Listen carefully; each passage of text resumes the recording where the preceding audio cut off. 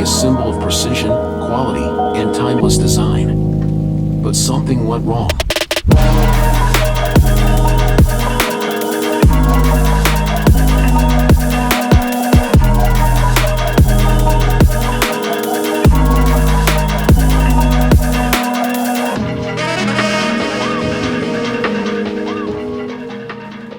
Today's European cars are marvels of technology, sleek designs, advanced infotainment systems, and groundbreaking safety features.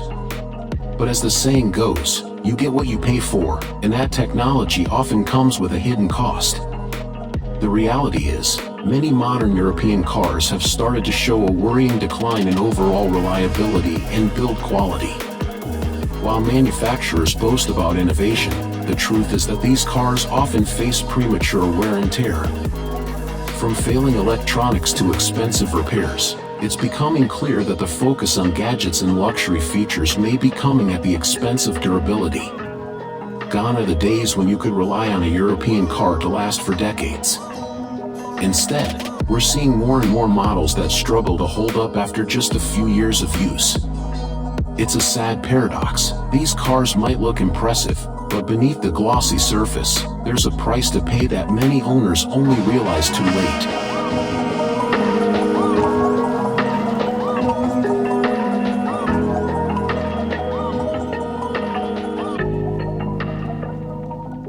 In today's automotive market, it seems like every manufacturer is racing to create the latest model with all the bells and whistles. But as the competition intensifies, one thing becomes clear: many European cars are being built to a price, not to last. While modern cars are packed with technology, many manufacturers are cutting corners in places you wouldn't expect. Cheaper materials, cost-cutting in manufacturing processes, and reliance on complex, unproven technology all play a part in creating vehicles that, while impressive on the surface, often fail to live up to expectations in the long run. It's all about profit margins. By reducing production costs and increasing the complexity of features, automakers create cars that can be sold at a premium. But this price over quality mentality often means more frequent breakdowns, higher maintenance costs, and ultimately, a shorter lifespan for your car.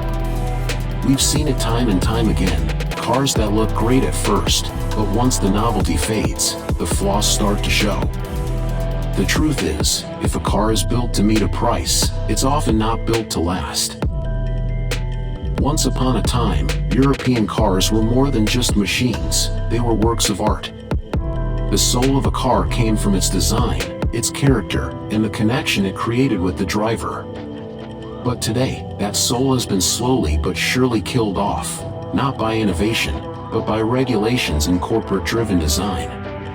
As emission laws become stricter and safety regulations more demanding, automakers are forced to sacrifice the heart of a car. Designers are no longer free to create what feels right. They're bound by a web of rules that prioritize efficiency and safety over the driving experience. Take the iconic sports car for example. Gone are the days when a car was judged by how it made you feel behind the wheel. Now, it's about how quiet it is, how much it costs to maintain, and how well it meets environmental standards.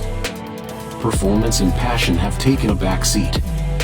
While all these regulations may be good for the environment and the bottom line, they've killed what made European cars so special: the driving experience, the emotion, and the connection between man and machine.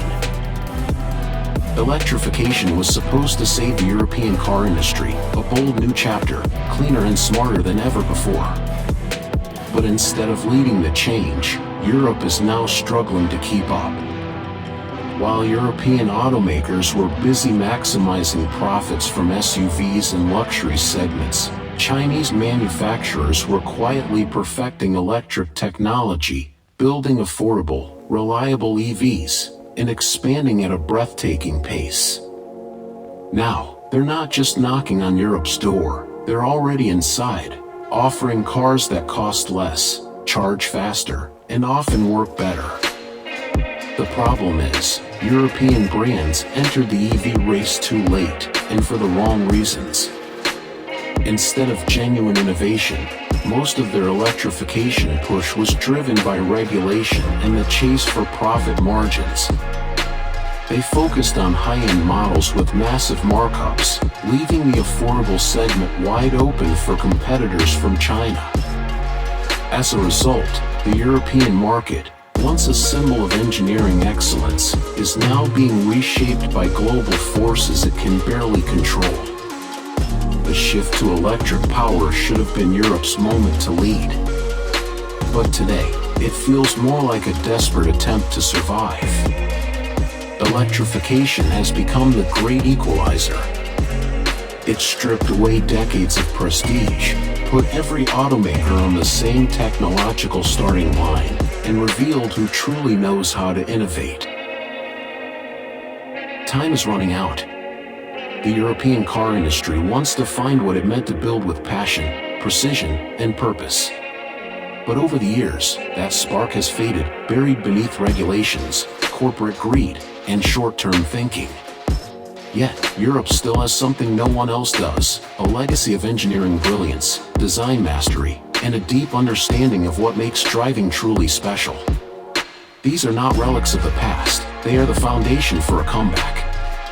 If European automakers can rediscover their roots, combine innovation with authenticity, technology with emotion, they can rise again.